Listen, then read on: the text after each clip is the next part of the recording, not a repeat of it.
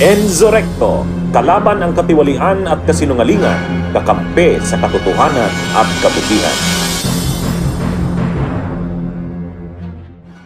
Ano kayang magiging reaksyon nila Alan Peter Cayetano at nila Marcoleta at ng mga kasamahan niya? Ha? Ano ito ha? Um, ang laman ng live ni ah, ng live ni Joel Villanueva, pareho nung statement. Pareho nung statement ni Chis Escudero.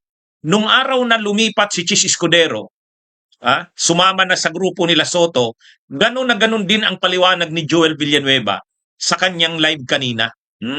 Ang sabi ni Joel Villanueva, tama na sa puro away, tama na yung mga away-away. Tapos na itigil na raw yung mga kampihan. Ganyan din yung sinabi ni Chis Escudero, di ba?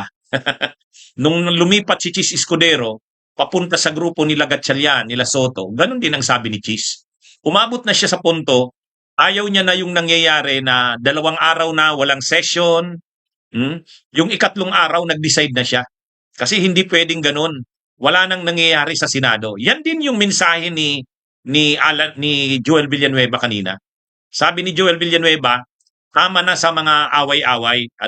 Panahon nang magtrabaho ang Senado.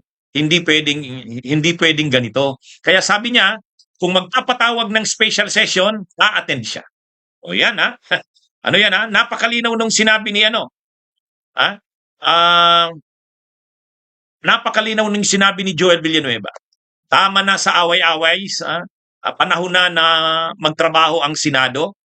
Kaya kung magkakaroon daw ng special session, ibig sabihin kung magpapatawag ng special session ang Senado, ang napakalinaw na sinabi ni Joel Villanueva, a-attend siya. A-attend na daw siya kasi matagal silang hindi umattend eh. Ilang session sa Senado hindi sila umattend. Yung grupo nila, dahil naman kasi sa instruksyon ni Cayetano. Si Cayetano kasi ang pasimuno sa ganun. Pero noong June 3, 3 araw nang walang session ang Senado, si Chis Escudero na ayaw na ni Chis Escudero. Kaya lumipat si Chis. Yan din ngayon ang sinasabi ni Joel Villanueva. Kaya yung rason na sinasabi ni Joel Villanueva, bakit a-attend na siya sa session? Ayaw niya na ng mga away-away, sabi niya. Tama na ang mga kampihan. Kumilos na dapat ang Senado, magtrabaho na kasi napakaraming dapat gawin. O yun din yung sinabi ni Chis Escudero. Kaya, sa mga tanong, lumipat na ba si Joel Villanueva? Sabi naman ni Joel Villanueva, hindi ito panahon ng kampihan, sabi niya. A-attend daw siya sa special session dahil kailangan ng may mga trabahuhin ang Senado. Ganon din naman ang sinabi ni Chis. Di ba ganon din naman yung sinabi ni Chis? Ang sabi ni Chis, hindi ito panahon na kampi kanino, kampi ganito, hindi. Ang kailangan natin ditong pahalagahan yung Senado bilang institusyon kasi nasisira na. O yan yung Kaya kung tatanungin niyo ako, si Joel Villanueva ba ay lilipat na? Sa tingin ko, oo. Kasi yung pag-attend niya sa session, yan ay indikasyon na ayaw niya nang sundin ang pagmamatigas ni Cayetano. Masyado nang matigas si Cayetano eh. Ano na siya? Kumbaga, unreasonable na eh. Kaya nga si Chis Escudero umabot sa puntong ayaw niya na. Gusto niya, magtrabaho na ang Senado kasi hindi pwedeng ganon. O yan na naman ngayon si Joel Villanueva. Si Joel Villanueva na naman. Kaya ito mga kabunyog, mga kababayan, asahan natin na tatawagin na naman yan si Villanueva na traidor. Mayroong mga post na kumakalat. Mabuti pa daw si Jingo Estrada, bayani. Si Chis Escudero daw traidor. O di ngayon, sabi yan ng mga DDS o di ngayon, magkakalat na naman sila ngayon ng mga post na si Joel Villanueva traidor rin.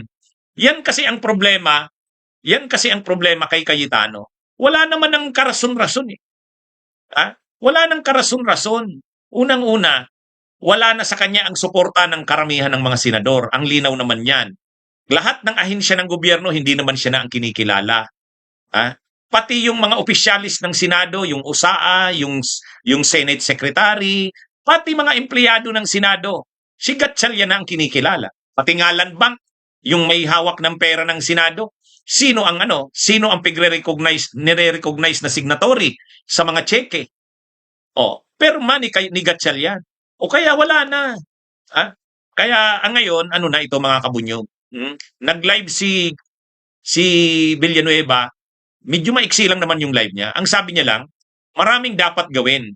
Inisa-isa ni Villanueva yung mga dapat gawin. Sabi niya, una, yung mga appointments na hindi na aksyonan. Pangalawa, yung mga batas na nasa third and final reading na. Yun. Pangatlo, itong nangyaring lindol sa Mindanao, dapat magpasa ng budget para dyan. Yan. Kaya, sa totoo lang, yan din yung sinasabi natin noon.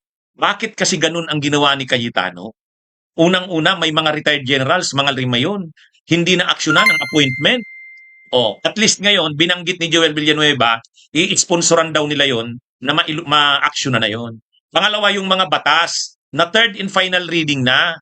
So, a-aksyonan din nilang mailusot na yon. So, at least, medyo na si Villanueva, naliwanagan na siguro ito. Naliwanagan na ito. Pero hindi niya naman sinabi na na siya. Kumbaga 100% kagrupo na siya nila Gatchalian. Katulad din ni Chis. Si Chis Escudero naman, hindi niya naman sinabi na na siya, Gatchalian na siya. Pero syempre, yung pagsama mo sa session, hindi mo na sinunod si Cayetano, na yon? Malinaw yon, kasama ka na sa grupo ng bagong mayorya. Yan yung diyan, magiging implication niya. Kaya, yan mga kabunyog, dito saka ito, sino ba ang magpapatawag ng session na yan? Hindi naman si Cayetano. Ang magpapatawag niyan, una, ang magre-request niyan sa Malacanang, magre-request kasi ng special session. Ang magre-request niyan si Gatchalian. Hindi naman si Cayetano. Kasi hindi naman kinikilala sa Malacanang si Cayetano eh. Tapos, ang magpapatawag na ngayon yan, ang presidente. Special session yan eh. Kasi naka-Senate adjournment ang Senado ngayon. Pwedeng mag-special session, pero ipapatawag ng Pangulo yan. So, sino ang o-order ang kausap ng Pangulo ng Pilipinas? Hindi naman si Cayetano, si Gatchalian yan. Siyempre, pag nagkaroon ng special session, ang magpe-preside, si Gatchalian. Kaya yan mga kabunyog, mga kababayan, yan ang mangyayari dyan. Kaya kahit sabihin pa ni Villanueva na hindi naman ito panahon ng kampihan, pero okay na rin yan. At least a-attend siya. Yun ang malinaw dyan. Di siyempre kung a-attend siya, 13 na yan. May quorum na yan. Wala nang question dyan sa quorum talaga. Wala nang question dyan sa quorum kasi 13 na yan. So, ngayon ang tanong, a-attend kaya sila Cayetano? Grabe yan. Pag hindi pa rin umattend sila Cayetano dyan, titingnan na sila niya ng taong bayan bilang ayaw ba nilang aksyonan ang mga urgent na mga concerns ng bayan? Tulad yung budget para dyan sa rehabilitation, relief, rehabilitation, reconstruction ng Mindanao, na mga na tinamaan ng malakas na lindol.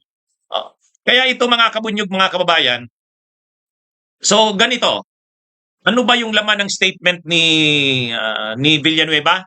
Na-attend na siya kung magkaroon ng special session. Sino ang magpe-preside yan sa special session? Natural si Gatchalian. Bakit si Gatchalian? Ay siya yung nire-recognize ng Malacanang eh. Siya yung kausap ng Malacanang dyan. Bakit naman makikialam ang Malacanang dyan? Special session yan. Ang nagpapatawag ng special session, presidente ng Pilipinas. Ang magre-request sa presidente ay ang